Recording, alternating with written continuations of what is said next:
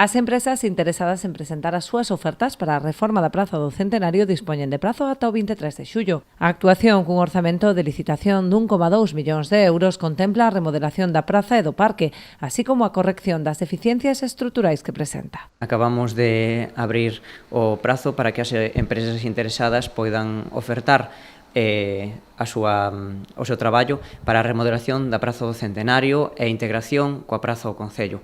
É un proxecto importante que ten un valor de 1.200.000 euros e que permitirá resolver as deficiencias estruturais que ten a propio aparcadoiro do Centenario, que ten problemas de impermeabilización. Temos que impermeabilizar esa praza para evitar as filtracións que se están producindo no estacionamento e, por tanto, dar un mellor servizo á poboación.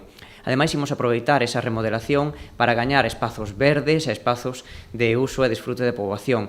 Na contorna do Parque do Centenario mellorarase tamén ese parque infantil para a rapazada e tamén haberá unha mellor conexión entre o propio auditorio e a propia Praza do Concello, mellorando esa rúa que conecta Praza do Concello e a Parque do Centenario.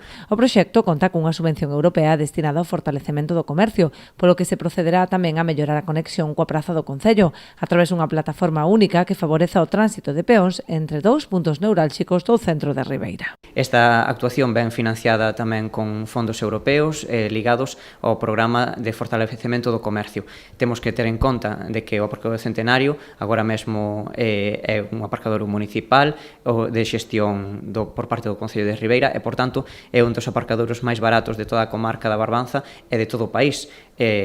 Aparcar aí implica 1,5 € durante 2 horas e se hai consumo no comercio local, redúcese esa contía porque haberá bonos específicos para as persoas que consuman no comercio local. Por tanto, temos concedida unha subvención da Unión Europea para fortalecemento do comercio e esa integración da praza responde a eses criterios. Non temos que mellorar a conexión entre a Praza da España, Praza do Concello e tamén a Praza do Centenario como un polo tamén de dinamización comercial.